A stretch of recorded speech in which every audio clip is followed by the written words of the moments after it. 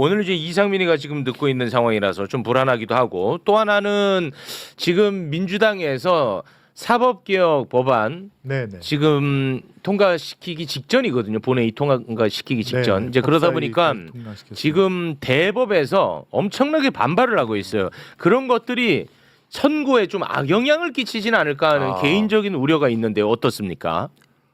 일단 재판소원 통과가 그 대법원 수뇌부들한테는 가장 이제 아픈 것으로 지금 파악이 되고 있고요. 네. 어쨌건 자기네들이 선고한 그 판결이 헌재에 의해서 다시 파기될 수 있다라고 하는 지금 마치 헌재 밑으로 들어가는 네. 그런 느낌이라 굉장히 저항하고 있고 뭐 이런 제의도 했답니다. 1, 2심만 해주고 한 거야. 헌재 재판소원 대상을 하고 네네. 대법원의 선고는 빼달라 뭐 이런 요청도 있었다고 합니다. 아 그렇습니까? 예.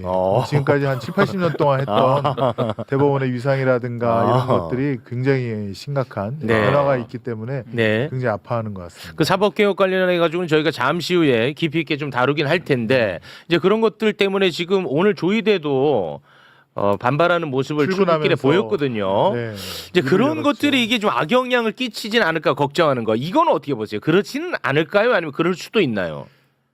판사들이 근데 뭐 자기 재판에 대한 불안감은 있을지언정 그렇다 하더라도 증거라든가 재판에 의해서 형성된 여러 가지 사실관계 확정이라든가 법리를 왜곡하거나 그러지는 않을 겁니다. 그렇겠죠. 예. 네. 만약에 그렇게 된다고 하면은 그렇게 되면은 재판 소원이나 대법원 증언으로 끝날 일이 아닙니다. 사법개혁이 그렇죠. 명백하게 헌법과 법률에 반해서 자기들 자의적으로 판결을 하겠다는 거거든요. 네. 그렇게 되면은 그 법원 자체를 그냥 놔둘 수가 없죠. 네.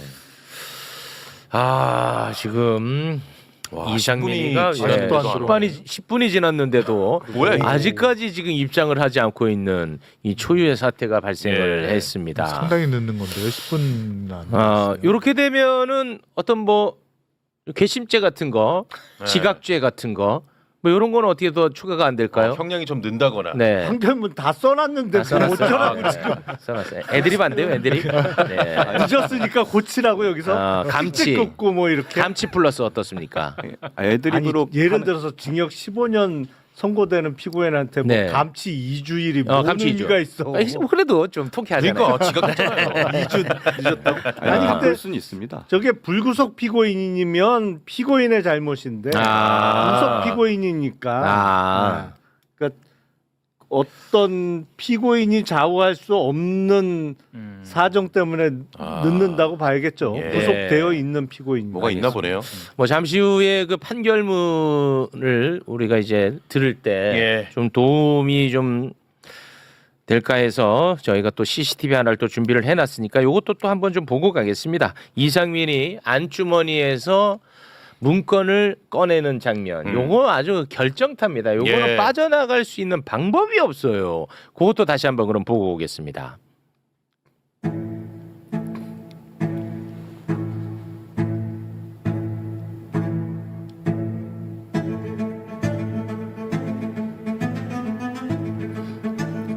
계엄에 굉장히 그 적극적이었다는 것을 영상으로 보여주는 그런 장면입니다. 그렇습니다. 네. 이상민 피고인은 그 경주인가요? 울산인가? 거기서 이제 행사가 있지 않았어요? 김장 행사가 있었죠. 김장 행사. 네. 근데 이제 윤석열로부터 전화를 받고 그 행사 본인이 이제 좌장인데 중간에 이제 취소하고 본인 혼자서 올라왔다는 거예요. 그렇습니다. 네. 그만큼 이 계엄에 대해서 적극적으로 맞습니다. 수행을 하려는 의지가 있었다는 네. 것이고요. 원래는 이제 연단에 올라가지고 인사를 했어야 되는데 그것도 하지 않고 올라간 거거든요. 네, 네. 네. 그리고 이제 이중간 판사가 한덕수를 판결할 때 이상민에 관한 내용을 담았었어. 네네네. 예, 그렇기 때문에 이거를 또 틀기가 쉽지가 않습니다. 자, 한번 그 판결문 좀 볼까요? 이진관 판사가 한덕수 판결문에 이런 내용을 포함시켰습니다. 이상민은 12월 3일 밤 9시 13분에 헌법을 검색하고 9시 19분 정부조직법을 검색을 했다. 헌법을 검색해서 국무회의 심의 규정을 찾아 대통령에게 보고한 것이다. 정부조직법을 검색해 언론사 단전단수 지시에 법률 근거를 찾은 것이다. 이런 내용이 있습니다. 예. 평시 계엄의 주무부처 장관이 행안부 장관이기 때문에 이 죄가 굉장히 무거운 겁니다. 그죠? 그렇습니다. 네. 게다가 단전 단수 지시라는 구체적인 어떤 가담 행위로까지 나아갔지 않습니까? 그렇습니다. 그렇기 때문에 이거는 뭐 제가 보기에는 한덕수 총리보다도 형이 높아야 된다. 상식적으로 저는 그렇게 그렇죠. 생각합니다. 네. 주무부처 장관. 평시에는 계엄의 주무부처 장관이 행안부 장관입니다. 예, 전시에는 국방부 장관이지만. 그렇습니다. 예. 그래서 형량으로 보면은 저는 이렇게 가야 된다. 김용현보다는 낮고 한덕수보다는 높아야 된다. 저는 그렇게 봅니다. 네. 예. 그러네요. 그 아무튼 그 국방부 장관, 행안부 장관이 이제 그 계엄의 양축인데요. 양 날개인데 공교롭게도 또 같은 고등학교 동문으로서 네. 윤석열과 아주 밀접한 그런 관계를 계속 유지를 해오고 있었고요. 네. 무엇보다도 12구 저희 이태원 참사 생각하면 이상민 장관 정말 그때 그럼요. 그만뒀어야 돼요. 그렇죠. 본인한테도 예. 오히려 예, 맞습니다. 예, 예. 얼마나 많은 그 유족이라든가 또 국회에서도 그 책임을 져야 되지 않겠느냐. 그렇습니다. 최소한 정치적 책임이라도 져라. 네. 했는데 그렇게 버티더니 결국 이런 내란에까지 그렇습니다. 적극가담하는 그런 나쁜 짓을 저지르게 됐습니다. 네. 당시에 이제 이태원 참사의 주무부처 장관이 이상민이었기 때문에 사퇴하라는 요구가 굉장히 빗발쳤단 말이에요. 그렇습니다. 그럼에도 불구하고 끝까지 자리를 지켰고 그렇죠. 심지어 윤석열이가 국민들 보란 듯이 마치 신임을 한다는 듯 어깨를 토닥여줬었어요. 아, 그랬었죠. 예, 이거는 정말 저는 기억난다. 시대의 악마들이다. 예. 예. 예. 저는 그렇게 보고 있습니다. 예. 저 때가 바로 그때거든요. 그렇죠. 그러니까 집권 초기에 일어났던 이태원 참사와 관련한 정부의 대응을 보면서 이게 완전히 잘못 굴러가겠구나 라는 걸 단적으로 알 수 있었던 거죠. 아니 예. 법적 책임이 있는지 없는지는 법적으로 따져봐야 되지만 사실은 장관 정도 되는 고위직은 일단 정치적 책임을 지는 거지. 당연히 안 그런 적이 없잖아요. 네, 서울 시내 한복판에서 할로윈 축제를 한두 번 했냐고. 근데 2022년 그 해 때 그런 어마어마한 참사가 일어났으면 네. 사실은 행안부 장관이 아니고 대통령이야 뭐 선거로 뽑은 지 몇 달 안 됐으니까 어쩔 수 없지만 네. 국무총리 이하 내각 총사퇴를 하는 게 마땅한 상황이었는데 그거를 총리는커녕 행안부 장관도 아무런 책임을 안 지고 계속 그러니까 자, 지금 들어왔습니다. 들어왔네요. 자, 한번 보겠습니다. 확인했고요. 피고인 제가 출생 연도만 한번 여쭤볼까요? 1965년입니다. 예. 기존에 확인했던 주거지나 등록기준지 등의 변동은 네. 없으시죠? 예. 피고인 일단 이제 선고 바로 진행하겠습니다. 일단 좀 선고 내용이 조금 길어질 수도 있어서 잠시 앉아서 진행하시겠습니다. 자, 피고인은 내란 주요 임무 종사, 직권 남용 및 위증 혐의로 기소되었습니다. 각 죄명별로 공소 사실의 요지와 그에 대한 판단을 살펴보도록 하겠습니다. 그리고 참 요 사건 선고에 앞서서 요 사건은 지금 관련 법령에 따라서 기본적으로 저희가 중계를 해서 재판 진행했고요. 요 선고 관련해서는 실시간 중계 신청이 들어와서 그 부분 허가해서 실시간 중계로 진행되고 있는 점 먼저 고지드립니다. 자, 그러면 일단 첫 번째로 내란 중요임무 종사 혐의에 대해서 보도록 하겠습니다. 이에 대한 공소 사실의 요지는 다음과 같습니다. 윤석열, 김용현 등은 비상계엄 선포 후 군과 경찰을 동원하여 우선 국회를 봉쇄하고 장악하여 비상계엄 해제 요구안 의결을 저지하는 등 국회를 무력화시킨 다음 비상입법기구를 창설하고 선관위를 장악한 후 부정선거 및 여론조작 관련 증거 확보를 내세워 법률상 근거 없이 선관위에 전산자료를 영장 없이 압수하고 제1야당인 더불어민주당 당사와 등록된 여론조사기관인 여론조사꽃 사무실 등을 장악하는 한편 포고령에 근거하여 국회의원, 정치인 등 주요 인사와 선관위 관계자들을 영장 없이 체포 구금하고 MBC, JTBC, 한겨레, 경향신문 등 정부의 비판적인 입장을 취하는 언론사에 대한 봉쇄 및 단전 단수 조치를 하려고 계획하였다.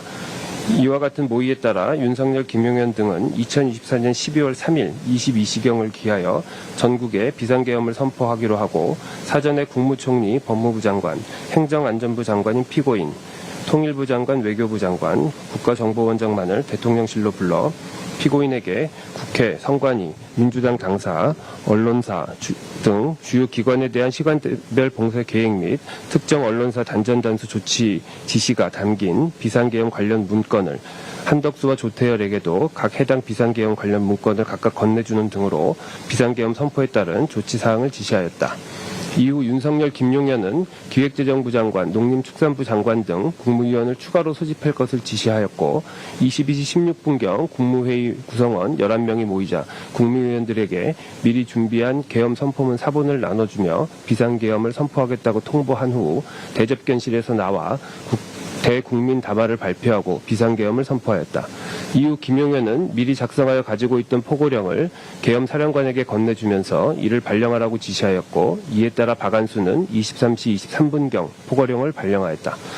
피고인은 비상계엄을 선포한 윤석열은 비상계엄을 선포한 22시 27분경부터 다음날 04시 26분경 비상계엄 해제를 발표할 때까지 군인과 경찰 공무원 등으로 하여금 국회를 봉쇄하고 국회, 선관위의 과천청사, 관악청사, 수원선거위원회, 선거연수원, 민주당 당사, 여론조사 꽃을 장악하며 포고령에 근거하여 국회의원, 정치인 등 주요 인사와 선관위 관계자들을 영장 없이 체포 구금하고 부정선거 및 여론조작 관련 증거 확보를 구실로 내세워 법률상 근거 없이 선관위의 전산자료를 영장 없이 압수하며 군 병력을 국회의사당에 침투시켜 국회의원들의 비상계엄 해제 요구안에 의결을 저지하고 국회를 무력화시켜 헌법기관인 국회 및 선관위의 권능 행사를 불가능하게 하고 정부의 비판적인 입장을 취하는 특정 언론사에 대한 봉쇄 및 단전단수 조치를 함으로써 헌법 또는 법률이 정한 절차에 의하지 아니하고 언론 출판 자유 등을 침해하려는 국헌 문란의 목적으로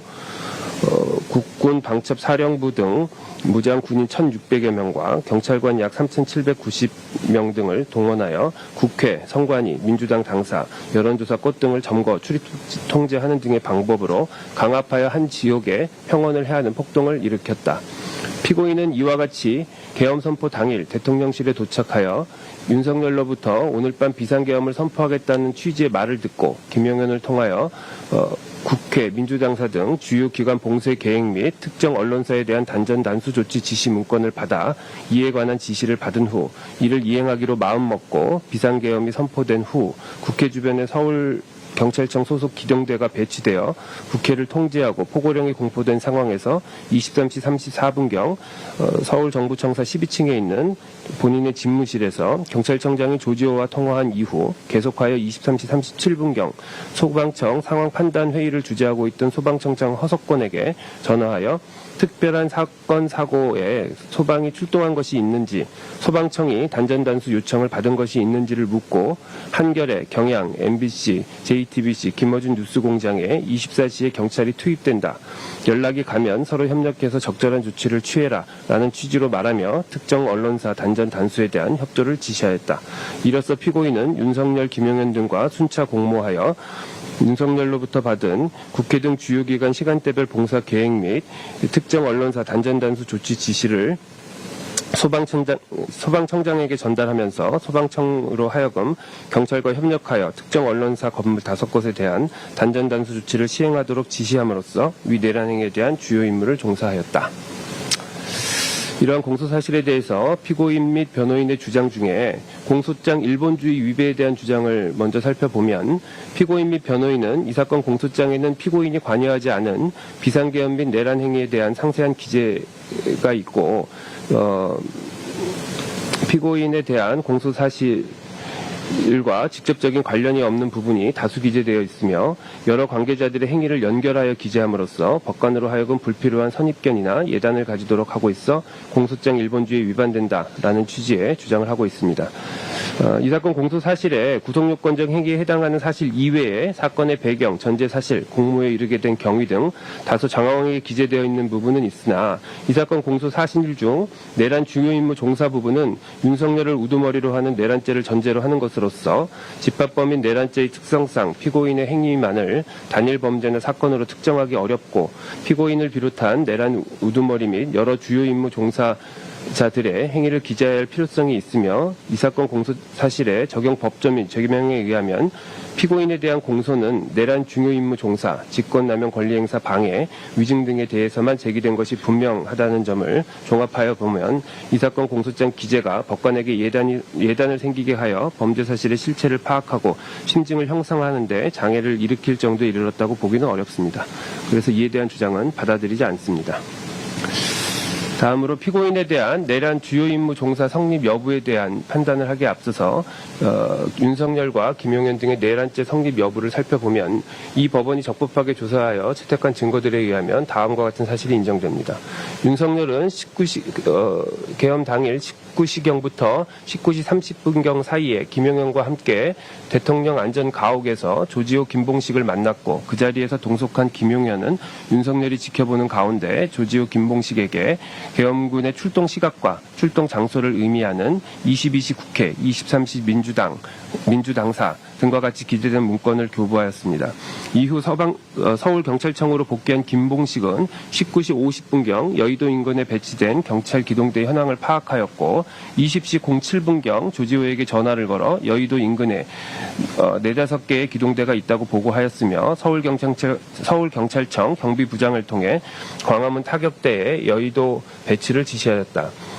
윤석열이 22시 27분경 비상계엄을 선포하자 조지호와 김봉식은 22시 30분경 경찰 300여 명을 국회 주출입문 및 담장 중심으로 배치하였고 조지호가 22시 45분경 김봉식과 통화를 통해 국회 출입 차단을 지시하자 22시 47분경부터 국회 출입이 전면적으로 차단되었다가 23시 07분경 국회의원 보좌관, 국회 직원 등은 신분 확인을 거쳐 출입하도록 하였다. 조지호는 23시 23분경 포고령 발령 사실을 알게 되었고 윤석열로부터도 23시 28분, 30분, 34분에 걸쳐 전화를 받아 국회 통제와 관련된 지시를 받았다. 결국 23시 37분경부터 다음날 01시 45분경까지 국회의 출입이 전면적으로 차단되었다. 또한 김용현의 지시를 받은 육군 특수전 사령부 사령관 곽종근은 22시 30분경부터 22시 31분경 사이에 707 특수임무단 소속 2개의 지역대에 헬기를 통한 국회 투입을 지시하였고 수도방위사령관 이준우도 비상계엄 선포 후 수도방위사령부 소속 군인들과 함께 국회로 출동하였다.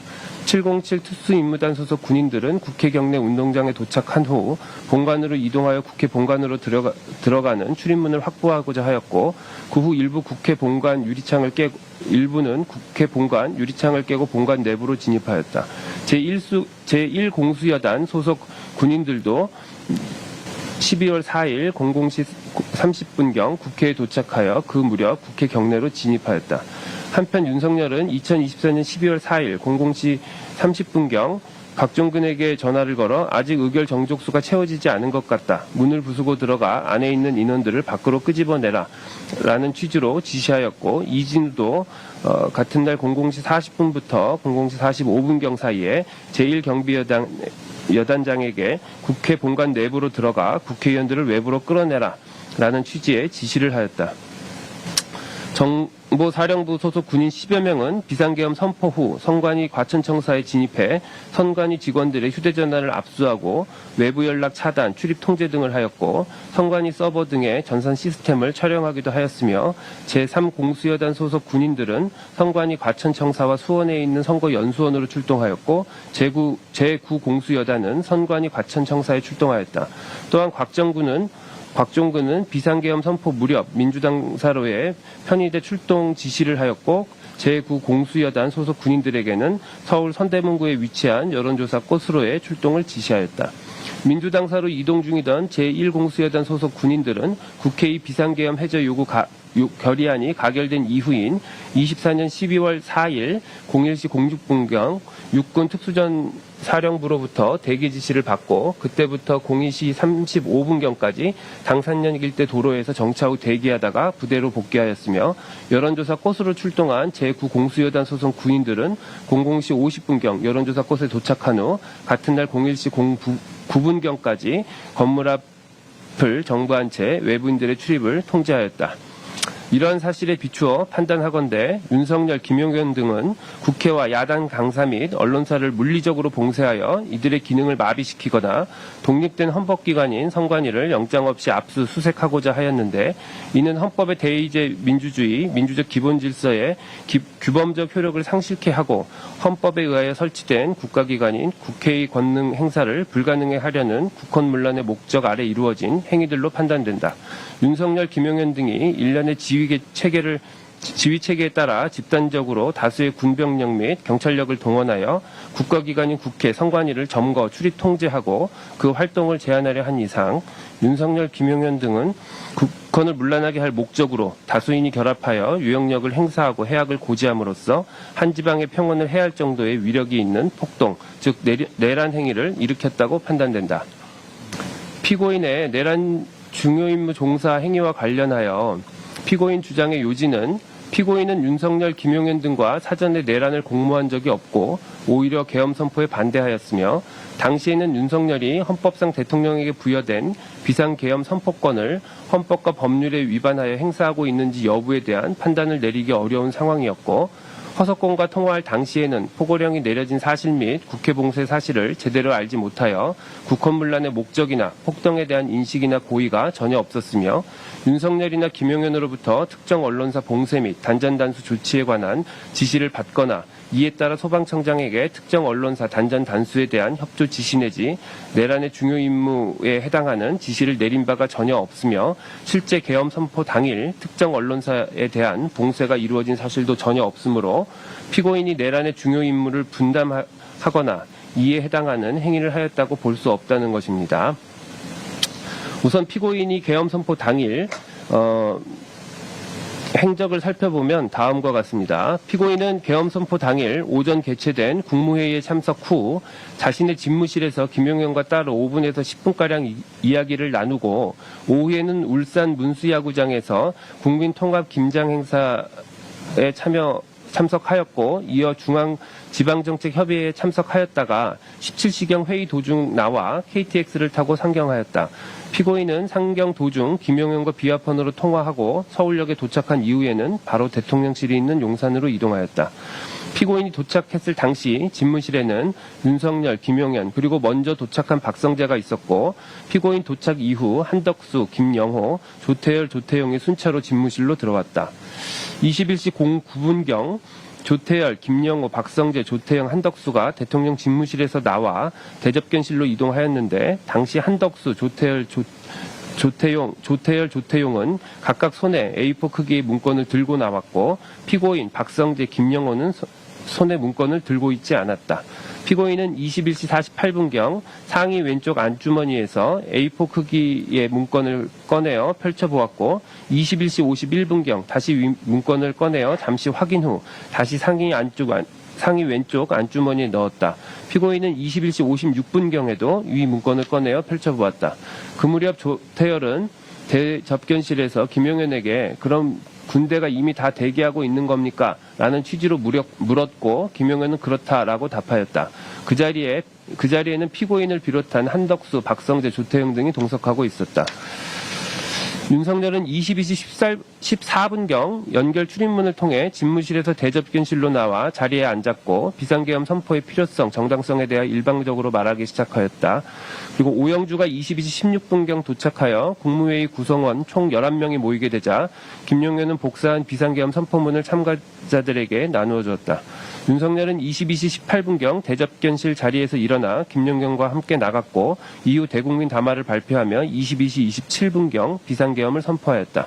비상계엄 선포 후 윤석열은 23시 31분경 대접견실로 돌아와 자리에 앉았고 22시 32분경 최상목에게 조속히 예비비를 확보하여 보고할 것, 국회 관련 각종 자금을 완전 차단할 것, 국가 비상 입법기구 관련 예산을 편성할 것이라는 취지가 기재된 문건을 교부하였다.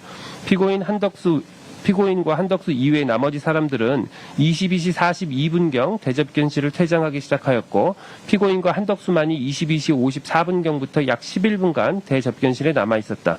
그 시간 동안 피고인은 자신의 상의 왼쪽 주머니에 소지한 문건들을 꺼내어 일부를 한덕수에게 건네주거나 손으로 짚어가며 한덕수와 대화를 나누었고 대화가 끝나자 피고인과 한덕수는 23시 05분경 각자 문건을 챙긴 후 대접견실에서 퇴장하였다.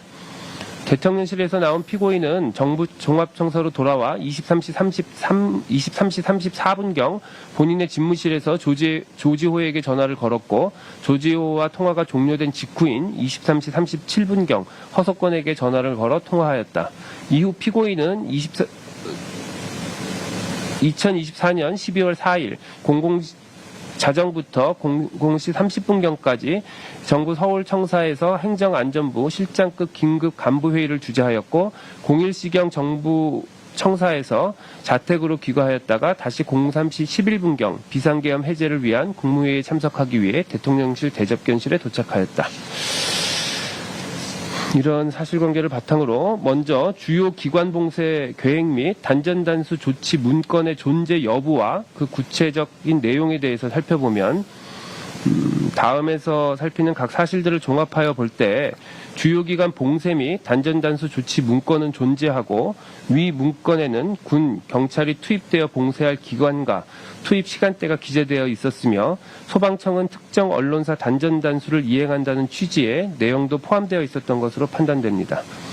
우선 김용현은 2025년 10월 23일 헌법재판소에 윤석열 대통령 탄핵 사건의 증인으로 출석해서 제가 비상계엄을 주도하는 주무장관으로서 윤석열의 지시에 따라 국무총리, 기획재정부 장관, 외교부 장관, 행정안전부 장관, 경찰청장에게 건넬 협조사항 문건을 작성하였고 준비한 문건은 총 6에서 7장 정도이다.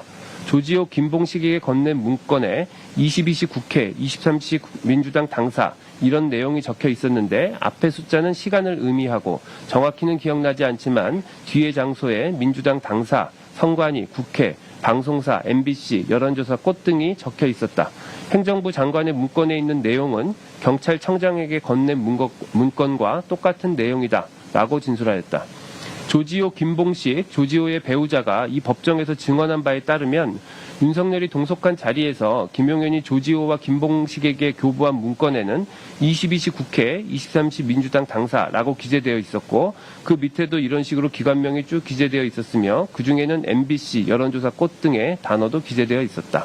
피고인도 이 법정에서 대통령실 집무실 원탁위에 소방청 또는 소방청장, 24시, 단전 단수, JTBC, MBC, 한겨레, 경향신문 등의 단어가 기재된 문건을 보았다라는 취지로 진술해서 단전 단수를 지시하는 내용의 문건의 존재 자체는 인정하고 있고 그 내용은 김용현, 조지호, 김봉식 등의 진술과도 일부 일치한다.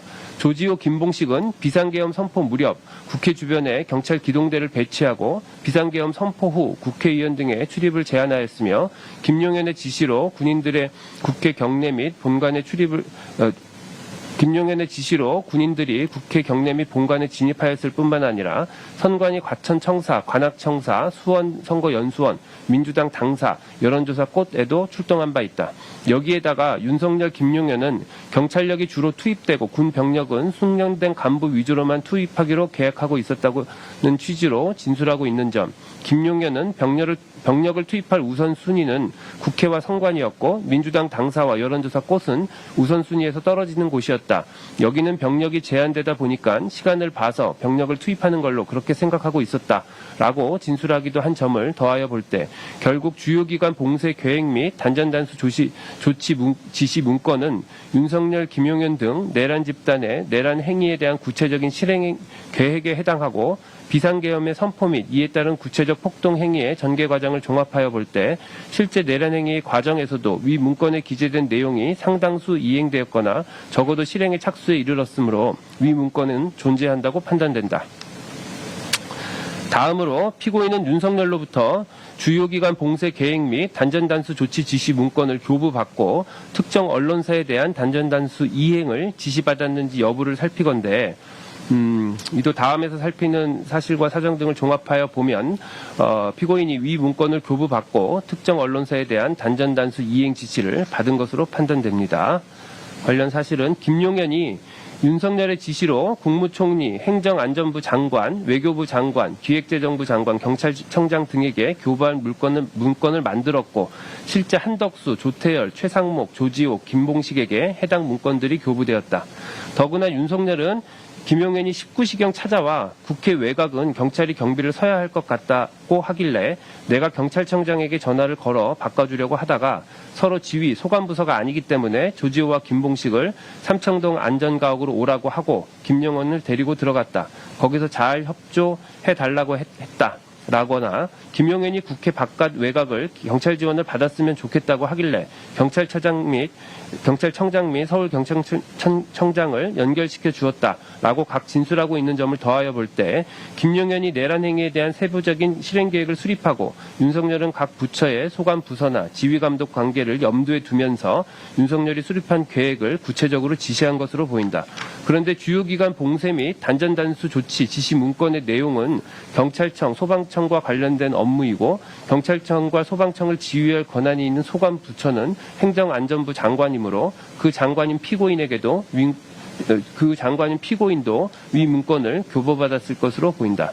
또한 피고인은 허석권에게 전화를 걸어 경찰이 24시 특정 언론사에 대한 진입계획을 알려주며 특정 언론사 단전단수를 언급한 사실이 있는데 이는 주요 기관 봉쇄 계획 및 단전단수 조치 지시 문건의 내용과도 일치하며 계엄 당일 소방청에 경찰의 특정 언론사 진입 계획 및 단전단수에 대해서 언급한 사람은 피고인이 유일하다. 대통령 CCTV 영상에는 피고인이 여러 차례 상의 왼쪽 안주머니에서 문건을 꺼내어 펼쳐 보이며 확인하는 장면, 대접견실에서 다른 사람들이 모두 퇴장한 상황에서 피고인이 문건을 꺼내어 한덕수에게 보여주며 설명하는 장면이 녹화되어 있다. 피고인은 21시 14분경 다시 직무실에 잠깐 들어간 자리에서 원탁 위에 놓인 언론사 단전단수에 대한 계획이 기재된 문건을 얼핏 보았을 뿐이고 상의 안쪽 안주머니에 있는 문건은 주요기관 봉쇄 계획 및 단전단수 조치 지시 문건이 아니다라는 취지로 주장한다. 그러나 피고인 스스로도 본인이 세 차례에 걸쳐 상의 안주머니에서 꺼내 펼쳐보고 약 11분간 한덕수와 주고받고 손으로 짚어가며 대화를 나눈 문건이 무엇인지 특정조차 하지 못하고 단지 해당 문건이 당일 울산 국민통합 김장 행사 등 관련 인터뷰 자료, 일정표 등일 것이라는 가능성만 제기하고 있을 뿐인데 한덕수는 당시 대접견실에서 피고인으로부터 당일 일정에 대한 이야기를 들은 기억이 없다라는 취지로 진술하고 있다. 또한 피고인은 국민통합 김장 행사에 같이 동행한 아내와 연락 없이 서울로 왔기 때문에 아내의 귀가를 걱정하며 일정표를 봤던 것 같다. 라는 취지로도 주장하나 피고인은 서울행 KTX 열차에 탑승하고 난 이후인 18시 20분경 이미 아내와 통화를 하였고 피고인이 한덕수와 대화를 나눌 시점에는 일정상 피고인의 아내가 이미 김포에 도착해 있었을 것으로 보이는 점 등을 고려할 때 피고인의 위 주장은 그대로 신빙하기가 어렵습니다.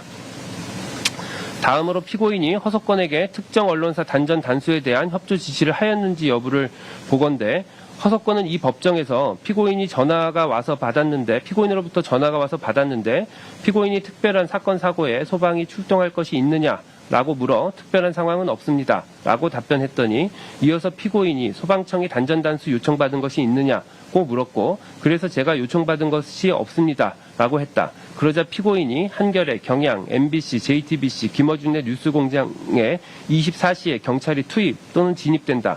연락이 가면 서로 협력해서 적절한 조치를 취해라. 라고 말하였다. 피고인이 언론사를 빠르게 말하였기 때문에 그 과정에서 제가 몇 번 되묻고 이를 혼잣말로 되뇌이면서 메모를 하였다라는 취지로 진술하였습니다. 당시 소방청 상황판단회의에 참가했던 배덕권, 김학근 등도 허석권이 전화를 받으면서 몇 군데 언론사를 말한 것이 기억이 나고 전화를 끊고 단전 단수가 업무에 맞는지 등을 논의한 것으로 기억하고 있습니다. 거기에 지금 피고인과의 전화통화 이후 허석권이 차장인 이영팔, 배덕권 등과 소방청의 업무에 단전단수가 포함되는지 등에 관해 논의한 사실, 이영팔은 특정 언론사의 소재지를 관할하는 서울소방재난본부 측에 전화를 하여 경찰과의 협조를 강조한 사실, 허석건도 황기석에게 전화를 걸어 경찰의 협조가 있었는지를 묻는 통화를 한 사실 등이 있고, 여기에다가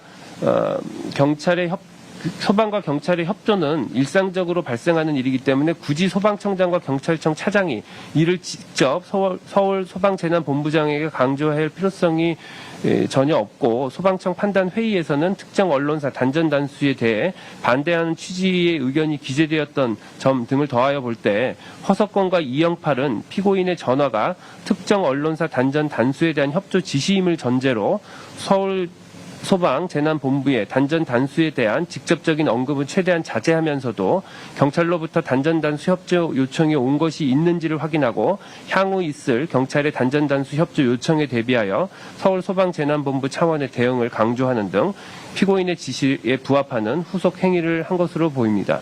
따라서 피고인이 허석건에게 한 전화를 단순 업무 협조 내지 협조 요청으로 볼 수는 없고, 행정안전부 장관인 피고인이 직접 그 소속 외청인 소방청의 장에게 특정 언론사에 대해 경찰이 투입되는 것과 관련한 구체적인 업무 지시를 한 것으로 봄이 타당합니다. 다음으로 피고인에게 내란 주요 임무 종사 고의 및 국헌문란의 목적이 인정되는지 여부를 보겠습니다. 국헌문란의 목적은 범죄 성립을 위하여 고의 외에 요구되는 초과주관적 위법 요소로서 엄격한 증명사항에 속하나 확정적 인식임을 요하지는 아니하며 다만 미필적 인식만 있으면 족합니다.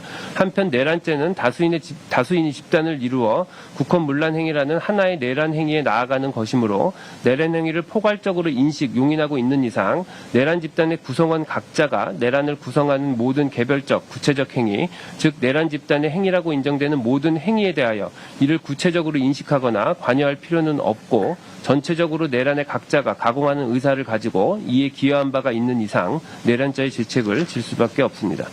피고인은 법조인 겸 정부의 고위 공직자로서 헌법과 법률이 정한 비상계엄의 의미와 그 요건에 대해 잘 알 수 있었고, 더군다나 비상계엄이 선포되자 다수의 시민들이 국회로 모였고, 국회의원들은 비상계엄을 해제하기 위해 신속히 국회로 등원하였으며, 내란 행위에 대한 지시를 받은 일부 군과 경찰의 지휘관들과 그 소속 인원들은 소극적으로 임무를 수행하며 그 지시를 사실상 거부하기도 했던 점에 비추어 볼 때 피고인이 평균적 법감정을 가진 사회 일반인으로서도 윤석열, 김용현 등의 비상계엄 선포 및 그에 따른 후속 행위에 위법적인 요소가 있었음은 충분히 인식할 수 있었다고 보입니다.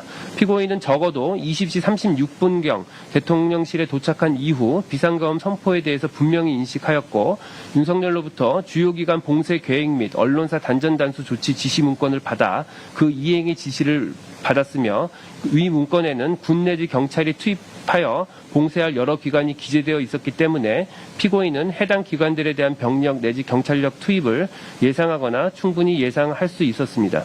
피고인은 윤석열로부터 위 지시 문건을 교부받은 것에 그치지 않고 그 내용에 따라 직접 경찰청장에게 특정 언론사 단전 단수에 대한 협조를 지시하였습니다. 특정 언론사에 대한 단전 단수 조치는 내란 행위의 국헌문란의 목적 달성을 위한 직접적인 계획과 그 수단의 일부로서 내란죄의 중요 임무에 해당하고, 정권의 비판적인 언론사들의 물리적 강제력을 행사하는 것은 내란 행위에 대한 비판 여론의 결집을 저해하고 전체 내란 행위를 용이하게 하여 내란 행위에 의해 달성한 상태를 공고히 하기 위한 것이었습니다. 더구나 피고인은 허석건과의 통화 직전 조지호와의 통화를 통해 국회 상황을 알 수 있었을 것으로 보이는데, 이에 대하여 피고인은 당시 조지호가 대통령과 통화를 하고 이어서 그 지시사항을 하달하느라 피고인과는 제대로 통화하지 못하였다고 주장하나, 조지호의 이 법정 및 대통령 탄핵 사건에서 증언한 내용, 통화 시간 등이 비추어 볼 때 피고인은 조지호와 실질적인 통화를 했던 것으로 보입니다. 또한 당시 비상계엄 선포 및 포고령 발령, 경찰의 국회 출입 통제 등은 여러 언론에서 톡보로 보도되고 있었던 점, 피고인은 조지호, 허석권과 통화를 하기 전까지 강원도지사, 서울시장 등 다수의 사람들과 여러 차례 통화를 하기도 한 점, 피고인은 정부 종합청사에 도착하여 비상계엄이 선포된 상황에 대응하기 위해 긴급 간부회의 주제를 준비하였는데 이를 위해서는 계엄 선포 이후 국회 등의 상황을 파악하는 것이 필요했을 것으로 보이고 실제 간부회의에서도 국회 상황 보고가 있었던 것으로 보이는 점 등을 종합하여 볼 때 허석권과 통화할 당시에는 국회 상황에 대해 전혀 인식하지 못했다는 피고인 및 변호의 주장은 받아들이기 어렵습니다.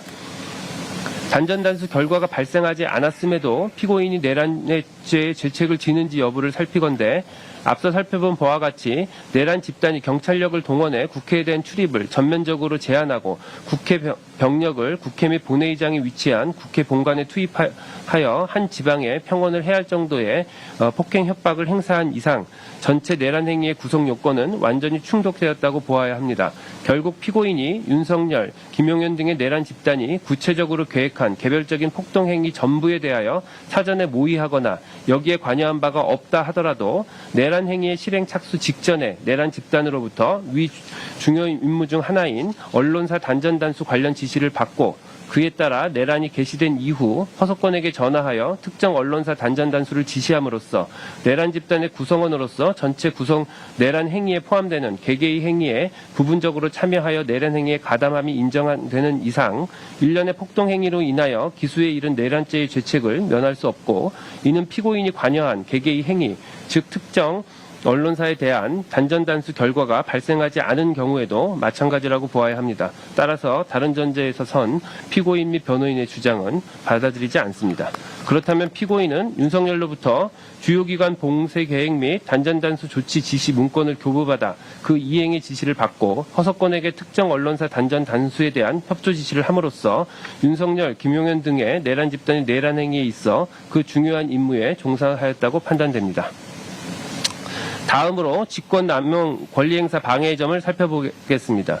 이에 대한 공소사실의 요지는 피고인이 23시 37분경 허석권에게 전화하여 특정 언론사에 대한 단전단수 관련 협조를 지시하였고 피고인으로부터 위와 같은 지시를 받은 허석권은 당시 상황판단회의에 참석 중이던 차장 이영팔과 소방청이 취하여야 할 조치에 관하여 논의한 후 이영팔로 하여금 피고인의 지시사항을 일선에 하달하게 하고 그에 따라 이영팔이 서울소방재난본부장 황기석에게 전화하여 포고령과 관련하여 경찰에서 협조 요청이 오면 잘 협력해달라라고 지시하였으며 이와 같은 지시를 받은 황기석이 곧바로 서울소방재난본부 당직관에게 전화하여 전달받은 지시사항을 전달하고 관할 소방서에 긴급 비상계엄 선포에 따른 출동 대비태세 철저 알림이라는 제목의 공문을 발송하는 등 일선 소방서에 단전단수 관련 경찰의 요청에 즉각 응할 수 있도록 함으로써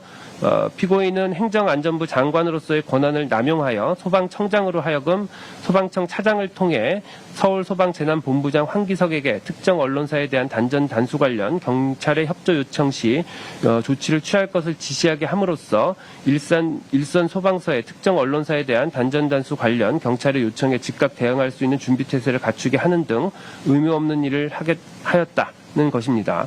이에 대해 피고인과 변호인은 행정안전부 장관인 피고인에게는 소방청 또는 소방청장의 지휘 감독할 일반적인 직무 권한이 존재하지 않고 소방청에서 의무 없는 일을 한 사실도 없다라고 주장하고 있습니다.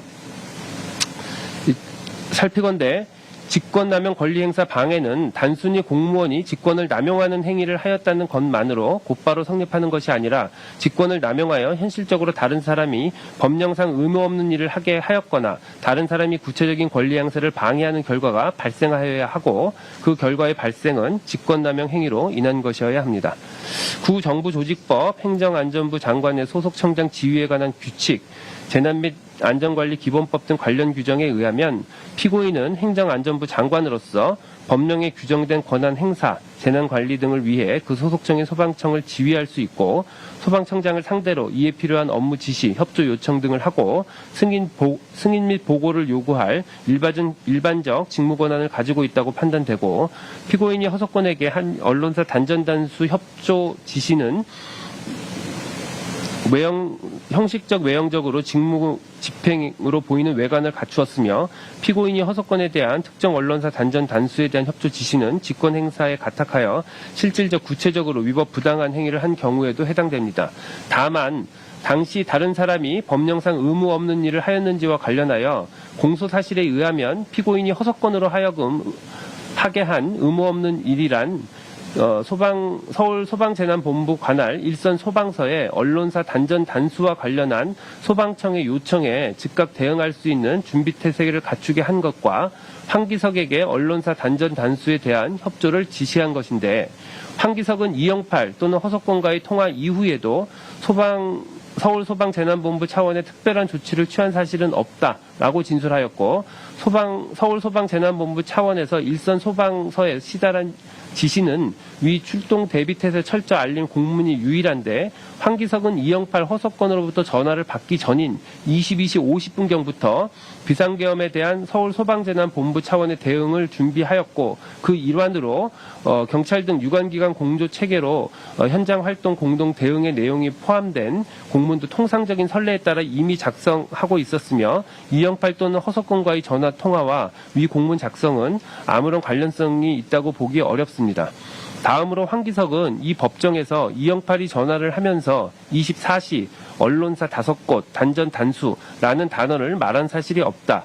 이영팔이 말한 포고령과 관련하여 경찰에서 협조 요청이 오면을 경찰의 요청이 올 수도 있나 정도로만 생각했을 뿐 특별하게 생각하지 않았다라고 진술하였고 허석권으로부터 받은 전화에서도 당시 서울 상황 및 경찰 측 협조가 있었는지를 묻는 질문과 상황 관리를 잘 하라는 취지의 말만 있었을 뿐이라는 것이며 설령 이영팔 허석권의 전화를 소방청 차원의 업무 지시로 볼 여지가 있다고 하더라도 언론사 단전 단수에 대한 직접적인 언급이 없었던 이상 경찰 협조 요청에 대한 대응을 강조하는 취지의 일반적인 지시로 밖에 볼 수 없어서 허석권 이영팔이 황기석과 통화한 내용은 경찰의 협조 요청에 대한 대응을 강조하는 취지의 일반적 지시에 불과하여 법령상 의무 없는 일이라고 보기는 어렵습니다. 따라서 검사가 제출한 증거만으로는 피고인이 허석권으로 하여금 의무 없는 일을 하게 하였다고 보기 부족하고 달리 이를 인정할 만한 증거가 없으므로 이 부분 공소 사실은 범죄의 증명이 없는 때에 해당하여 형사소송법 제325조 후단에 의하여 무죄를 선고하기로 합니다. 다음으로 위증에 관하여 살펴보겠습니다.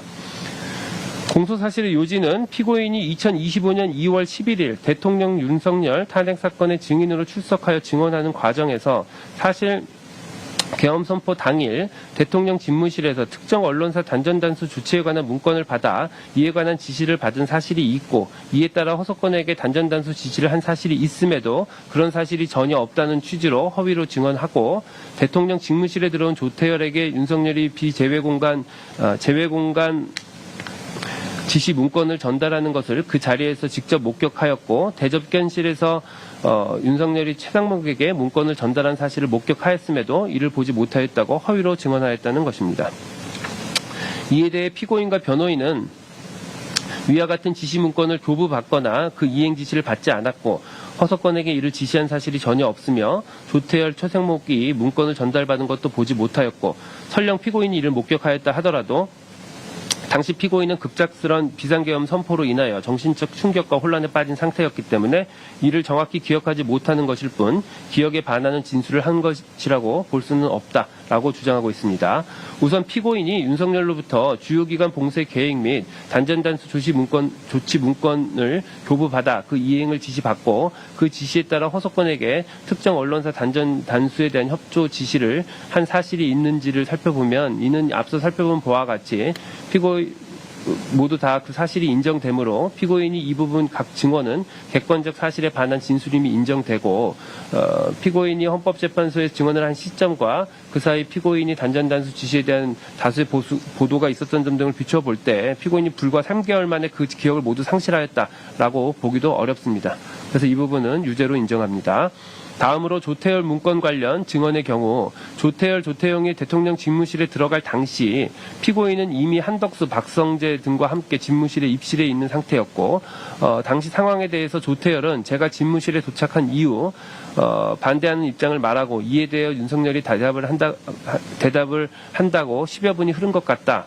다른 사람들은 그 시간 동안 말할 틈도 없었다. 제 입장에서는 좀 거들어주기를 바랬다라는 취지로 진술하기도 한 점을 종합해 볼 때 당시 집무실에 있었던 사람들은 대화의 화자인 윤석열과 조태열에 집중할 수밖에 없었던 상황으로 보입니다.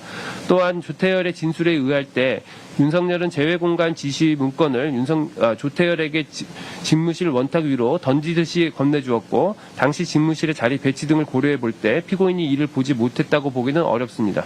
더구나 당시 피고인과 함께 대통령 집무실에 있었던 김영호는 윤석열이 조태열에게 제외공간 지시 문건을 교부한 것을 보았다라고 진술하였고 김용현도 당시 집무실에서 제가 직접 외교부 장관에게 문건을 줄 수 없는 상황이라 대통령님께 전달해 드려서 대통령님께서 외교부 장관에게 문건을 건네주었다라는 취지로 집무실의 상황을 상세히 진술한 점 등을 종합하여 볼 때 피고인은 윤석열이 조태열에게 지시 문건을 전달하는 장면을 목격한 사실에 대하여 위증을 한 것으로 판단됩니다. 그래서 이 부분도 유죄로 인정합니다. 최상목 문건 관련 위증의 점에 대해서 보건대 대통령 접견실 CCTV에 의하면 윤석열이 최상목에게 예산 관련 지시 문건을 건네줄 당시 단순히 피고인이 얼굴과 몸이 윤석열과 최상목 쪽을 향하고 있었던 장면은 확인이 되지만 피고인이 이를 주시하고 있었는지는 정확히 확인되지 않습니다. 거기다가 피고인이 최상목에게 예산 관련 지시 문건을 건네줄 당시에 윤석열을 기준으로 왼쪽에는 박성재, 송미령 피고인 순으로 착석해 있었고 오른쪽에는 정진석이 착석해 있었으며 테이블 끝에는 신원식이 착성돼 있었는데 송미령, 정진석, 신원식도 윤석열이 최상목에게 A4 용지 한 장을 건네는 것을 본 적이 없다거나 기억이 나지 않는다는 취지로 진술하고 있고 한편 당시 대접견실에 있던 상당수 국무위원들은 윤석열로부터 급작스럽게 비상계엄 선포 계획에 대해 들었고 실제로 그 계획에 따라 비상계엄이 선포되자 상당히 당황스러웠을 것으로 보이고 당시 상황 또한 매우 어수선했던 것으로 보이며 이로 인해 국무위원들은 대접견실에서의 상황에 대해서 다소 실제와 다르게 진술하거나 제대로 기억하지 못하고 있기도 했던 점 등을 종합해 볼 때 피고인이 해당 장면을 목격하였다고 하더라도 증언 과정에서 이를 단순히 기억하지 못하였을 가능성도 배제하기는 어렵습니다. 그렇다면 이 부분 공소사실은 범죄의 증명이 없는 때에 해당하므로 형사소송법 제325조 후단에 의해 무죄를 선고하여야 하나 이와 포괄제 관계에 있는 다른 위증죄를 유죄로 인정하는 이상 주문에서 따로 무죄를 선고하지는 않습니다. 마지막으로 피고인의 내란 주요 임무 종사와 유죄에 관한 위증죄에 관한 양형의 이유를 살펴보겠습니다. 내란죄는 국가의 존립과 헌법 기능을 파괴하고 사회의 근간을 뒤흔드는 국가적 범죄로서 그 위험성은 특정 영역에 국한되지 않고 국가 전체에 미친다. 피고인을 비롯한 윤석열, 김용현 등의 내란 행위는 헌법이 정한 절차를 무시하고 폭력적인 수단을 통해 국회를 포함한 국가기관의 권능 행사를 불가능하게 하여 그 기능을 마비시키려 한 것으로 민주주의 핵심 가치를 근본적으로 훼손한 것이므로 그 목적의 달성 여부와 무관하게 엄중한 처벌이 불가피하다. 피고인은 정부 고위 공직자로서 그리고 자유민주적 기본 질서를 수호해야 할 공동체의 일원으로서 헌법과 법률을 수호하고 이를 실현하기 위한 노력을 기울여야 할 헌법적 의무를 부담함에도 윤석열, 김용현 등의 지시에 따라 소방청에 직접 언론사 단전 단수에 대한 협조를 지시함으로써 내란 행위에 가담하였으므로 그 죄책이 결코 가볍지 않다. 더구나 피고인이 윤석열, 김용현 등의 내란 행위를 적극적으로 만류했다고 볼 만한 자료는 없고 오히려 이후 내란 행위의 진실을 밝히고 그에 합당한 책임을 지기는커녕 진실을 은폐하고 책임에서 벗어나고자 위증까지 하였다는 점에서 피고인에 대한 비난 가능성은 더욱 크다. 다만 피고인이 비상계엄 선포일 이전에 내란을 모의하거나 예비한 정황은 발견되지 않은 점, 피고인이 내란 중요 임무로 수행한 행위는 소방청에 대한 전화 한 통이고 그 이외에 반복적으로 단전단수 조치를 지시하거나 지시사항의 이행 여부를 점검하고 보고를 받는 등 보다 적극적으로 내란의 중요한 임무를 수행하였다고 볼 만한 자료가 없는 점, 피고인이 단전단수 조치 실행을 주도적으로 계획하거나 이를 지휘한 것으로 보이지도 않는 점, 결과적으로 특정 언론사에 대한 단전단수 조치가 실제로 이루어지지 않은 점 등을 고려하고 그 밖에 이 사건 변론에 나타난 모든 양형 요소를 종합적으로 참작하여 주문과 같이 형을 정하도록 하겠습니다. 네, 피고인 잠시 일어서시죠. 주문. 피고인을 징역 7년에 처한다. 이 사건 공소 사실 중 직권남용, 권리행사 방해의 점은 무죄. 피고인은 이 판결에 불복이 있으면 7일 이내에 이 법원에 항소장을 제출해서 서울고등법원에서 항소심 재판을 받을 수 있습니다. 지금 피고인에 대해서 일부 무죄 판결이 선고된 결과 그 부분은 공시될 수 있는데 이 부분 공시 혹시 희망하시나요?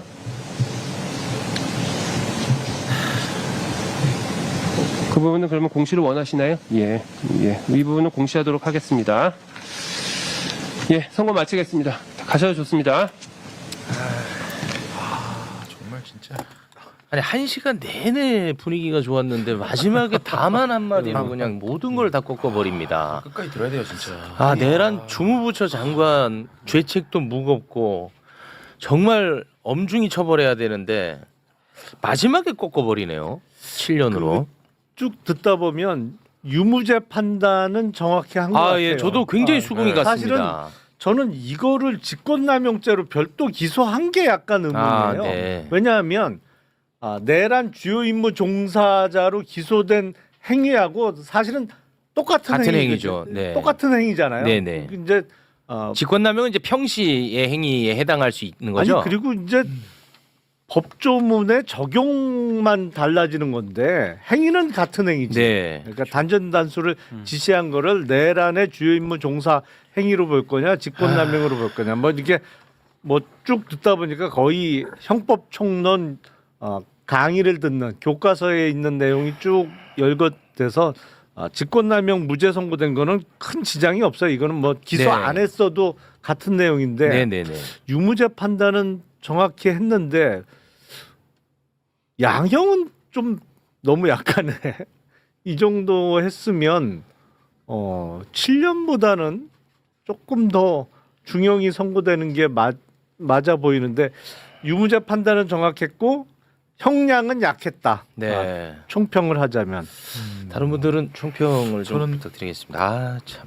일단 양형은 터무니없이 낮았고 직권남용은 특정 언론사를 지금 거명하면서 단전단수 협조하라는 취지로 전화했다는 거 아닙니까? 맞습니다. 이게 어떻게 일상적인 업무죠? 그렇죠. 말이 안 되잖아요. 예. 특정 언론사를 딱 지목한 거 아닙니까? 그렇습니다. 이상민이가 네. 그다음에 거기에 따라서 소방청 수뇌부가 움직였다는 것이고 그건 진짜 의무 없는 일이죠. 그렇습니다. 네, 그런 예. 의무가 어디에 있습니까? 그렇습니다. 예. 네. 행안부 장관이 일반적으로 뭐 소방 시스템에 대해서 아니면 뭐에 대해서 이렇게 전파를 하면 모를까 네. 특정 언론사를 지목해서 단전단수 하라는 건데 이게 어떻게 예.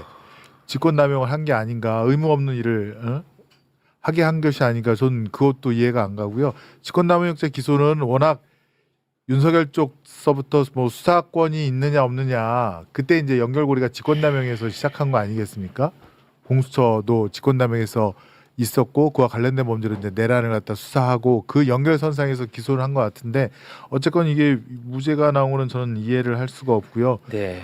너무 현미경으로 들여다봤고 사실은 이 핵미사일을 예컨대 발사했는데 그 손가락만 본 것 같아요. 아니 지금 핵미사일이 쏴졌는데 좋은 손가락이 뭐 질문 이렇게 같다. 삐끗했냐 어떻게 했냐 이것만 보고 있어요. 도대체 이것이 좋은 불러올 말씀이다. 파장에 대해서는 네. 그러니까 전혀 생각을 안 하고 저는 이해가 안 갑니다. 아니 그러니까 예. 직권남용 그 판단하면서 그 내용은 직권남용이라는 것은 어쨌든 행안부 장관의 직무 범위 안에서 행해질 수 있는 범죄잖아요. 네. 그러니까 직권남용이라는 건 자신의 직권을 남용해야 되는 거니까 네. 직권 그 범위 행사할 수 있는 권한 범위 내에는 있어야 된다는 얘기에서 그런 표현이 나온 것인데 무죄 이유는 그게 아니고 직권남용이라는 것은 직권을 남용하여 의무 없는 일을 하게 하거나 타인의 권리 행사를 방해한 때 네. 이렇게 성립한다고 이제 법조문이 되어 있는데 그러니까 단전 단수 조치가 실제로는 취해지지 않았기 때문에 의무 없는 일을 하게 한 게 아니라는 거지. 그러니까 실제 행위까지 나가질 못했다라는 의미에서 무죄가 그 판단된 것이라 네. 그러니까 이제 뭐, 예, 교과서적으로는 맞는 얘기를 한 것 같아요. 이론적으로 보면 이제 직권남용죄 결과가 발생을 안 했으니 이거는 직권남용죄라기보다는 직권남용 미수죄다라는 거죠. 네. 근데 직권남용 미수죄라는 죄가 없어요. 네. 네, 그러니까 이게 무죄가 됐다. 네. 라고 보시면 될 것 네, 같은데 저는 뭐 이거는 조금 2심에서 한번 항소해 갖고 다퉈볼 여지는 있을 것 같아요. 왜냐하면 전화를 받은 소방청장이 뭐 아무것도 안 한 게 아니고 네. 뭔가를 하긴 했잖아요. 그렇습니다. 밑에 밑으로 다 소방서나 내렸습니다. 소방서에다가 네. 지시를 하긴 했는데 정확하게 이상민이 말한 그 지시를 하지는 않은 것 같다. 라는 걸로 결과 발생이 없었으니 무죄 이렇게 한 거거든요. 그러니까 네. 이거는 좀 뭐 해봐서 2심에서 다툴만하다. 직권남용죄는 어쨌건 네. 추상 결과 발생을 요하지 않은 추상적 위헌범이라 저는 이 정도만 해도 직권남용죄가 성립됐다고 보고요. 네. 아까 말씀드렸지만 특정 언론사만 지목해서 네. 이 지시를 한 거는 사실은 그 밑에 그러니까 부하들에게 의무 없는 일을 하게 한 거죠. 네네. 그 몰라서 한거 직권남용은 아니에요. 그 정도로 네, 좀 네, 하고 네, 양형 예, 양형에 대해서 조금 양형이 부탁 좀 정말 드리겠습니다. 양형이 지금 저희 아까 말씀드렸던 것처럼 김용현보다는 낮을 거예요. 진짜 한덕수보다는 높아야 됩니다. 네. 왜냐하면 한덕수 전 총리 같은 경우에는 뭐 문건 받고 뭐 이런 걸 했지만 구체적으로 한 전 총리가 계엄에 있어서 뭘 해라라고 지시한 것들은 없어요 지금. 네. 예. 근데 이상민 장관은 거기에서 더 나아가고 단전단수 해라라는 지시까지 한 거 아닙니까? 플러스가 더 있죠. 플러스가 됐죠. 네. 그리고 심지어 조지호 경찰청장하고도 통화를 했었고. 맞습니다. 예. 그렇기 때문에 한 전 총리보다는 당연히 형량이 높아야 네. 정상인 거거든요. 그렇습니다. 근데 징역 7년이 나왔습니다. 이 얘기는 뭐냐면 이 판사가 만약에 한덕수 재판을 했더라면 그보다 더 낮았을 한덕수는 이 것이다. 7년도 안 나왔을 거다라는 네. 얘기가 되는 거예요. 이것이 이제 국민들이 납득 가능한 거냐라는 네. 문제 제기를 할 수 있을 것 같고 그리고 이 판사님 양형 이유도 이렇게 말했습니다. 국가 존립을 뒤흔드는 범죄를 저질렀다. 네. 민주주의의 핵심 가치를 위협했다. 네. 헌법 법률을 수호해야 할 의무를 방기했다. 그리고 심지어는 이런 계엄을 알게 됐을 때 만류하지도 않았다. 그렇죠. 그리고 이후에 진실을 은폐하고 위증까지 예. 했다. 네. 이렇게 말을 했거든요. 이러고 징역 7년이에요. 이게 말이 됩니까? 근데 네, 개인적으로 납득이 안 됩니다. 이게. 언론사 단전 단수에 대해서 이 판사의 생각이 가볍게 생각. 너무 가볍게 생각을 하는 것 같아요. 예. 그러니까 소방청에 전화 한 통 했다. 그렇습니다. 이렇게 표현을 했거든요. 아까 그 버튼 비유가 진짜 너무 적절했던 것 같아요. 그래서. 네. 근데 네. 구체적으로 어떤 특정 언론사를 지명을 하면서 단전 단수를 사실상 지시한 거잖아요. 네. 언론사에 대해서 단전 단수한다는 거는 언론사의 모든 기능을 마비시킨다는 거거든요. 네. 이게 실행이 안 됐기 때문에 전화 한 통화했고 실행이 안 됐다. 그래서 징역 7년이다. 이거는 언론사 단전 단수를 너무 가볍게 생각을 하는 것 같습니다. 네. 그 예비 모의가 없었다는 게 예. 이제 감형의 이유로 삼았더라고요. 그리고 반복적 지시가 없었다는 거, 예. 실행 여부를 확인하지 않았던 거, 이런 것들을 다 감형으로 넣어버렸어요. 게다가 과거에 이제 백대현 판사가 뭐 초범 얘기해가지고 엄청 네. 욕을 먹었는데 그것 때문이지 초범 얘기는 또 뺐어요 여기서. 네. 예, 근데 너무 속보이는 그 판결이라고 저는 생각이 들고, 야 이거는 아니 당연히 뭐 이진관 판사 정도까지 기대를 하진 않았습니다만은 예. 최소한 구형 정도만 그 언저리까지라도 나와야 정상적이었던 거 아닌가 하는 생각이 듭니다. 네. 예. 구형에서도 저는 진짜 엄청나게 분노했던 기억이 있거든요. 야, 그런데 그거의 절반이 나와버렸어요. 7년이니까. 그러니까 지금 보면 1심 내란과 관련해서 1심 재판부가 여러 곳에서 재판이 이루어졌고 이제 19일 날 내란 수괴에 대한 선고가 남아 있는 건데 이게 보면 형량이 들쑥날쑥해요. 지금 완전히 들쑥날쑥이야. 일관성이 전혀 없죠. 그러니까 이게 기준이 없어. 그러니까 항소심에서 서울 고등 올라가서 이게 이제 좀 키 맞추기를 해야겠죠. 네. 이게 너무 들쑥날쑥이야 지금. 우리 저 김승원 의원님은 이제 가셔야 되니까 끝으로 네. 한 말씀 하시면서 네, 출연자를 조금 바꾸도록 하겠습니다. 예, 우선 뭐 양형은 다른 그 법정형과도 비교를 해야 되는데요. 저희가 이제 범죄단체 조폭이라고 하죠. 조폭의 사형 그 수개만 해도 우두머리만 해도 사형 무기 7년 이상 유기징역이거든요. 어느 한 조폭만 하더라도. 근데 이거는 친위 쿠데타이지 않습니까? 쿠데타 조직인데. 예, 그리고 아까 말씀드렸듯이 이게 뭐 손가락으로 버튼 하나 누르는 거지만 핵미사일 발사하는 거랑 똑같아서 어마어마한 그 충격과 파장을 일으키는 건데 그 중에 제가 볼 때는 넘버 3, 넘버 4에 해당하는 이상민을 7년을 주면 나머지는 어떻게 되는 거며 혹은 조직 그 폭력배 수개 사형 무기 받는 사람들은 네. 그런 사람들은 또 억울해서 어떻게 살 것이냐. 정말 이거는 좀 이해가 안 갑니다. 참고로 말씀드리면은 강도 상해죄 최저형이 7년입니다. 와. 그것도 7년이죠. 네. 근데 아까 분명히 판사가 이런 얘기를 했어요. 이상민 너의 행위는 내란의 성공을 굉장히 적극적으로 돕는 행위라고 얘기를 합니다. 성공하는데 지름길을 만들어준 거잖아요. 왜냐하면 언론을 이제 차단을 하니까 아주 자연스럽게 이제 내란이 성공의 가도로 갈 수 있다는 것까지도 지적을 하더라고 본인도.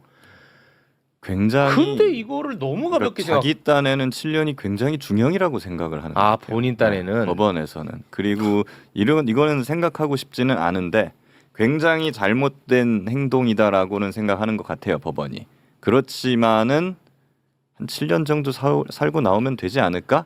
일종의 같은 엘리트 출신들로서의 일종의 연민 아니면 팔이 안으로 굽는 아니 그런 게 좀 그거보다는 발휘된 거 이게 아닌가? 예. 내란이 44년 만에 이제 발생했던 거잖아요. 네.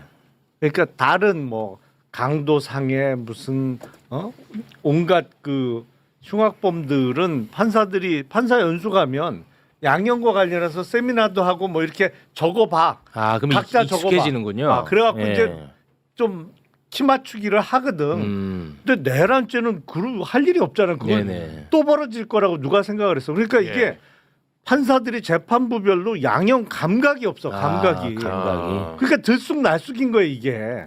이게 물론 네. 그래도 이진관 판사가 이 친위 쿠데타 이번 내란의 성격이 예전에 그 전두환 노태우와는 다르다라는 점을 그렇습니다. 네, 정확하게 분명히 짚었죠. 지적을 했고 네. 그거를 아마 다 참고를 했을 텐데 그러니까요. 그것과는 다르게 무슨 조폭 간부 정도 되는 양형을 선고하니까 허탈하네요 진짜. 네. 자, 우리 김승원 의원님과는 여기서 저희가 인사를 나누고 잠깐 광고를 보고 와서 이야기를 이어가도록 하겠습니다. 김승원 의원님 고맙습니다. 감사합니다. 네.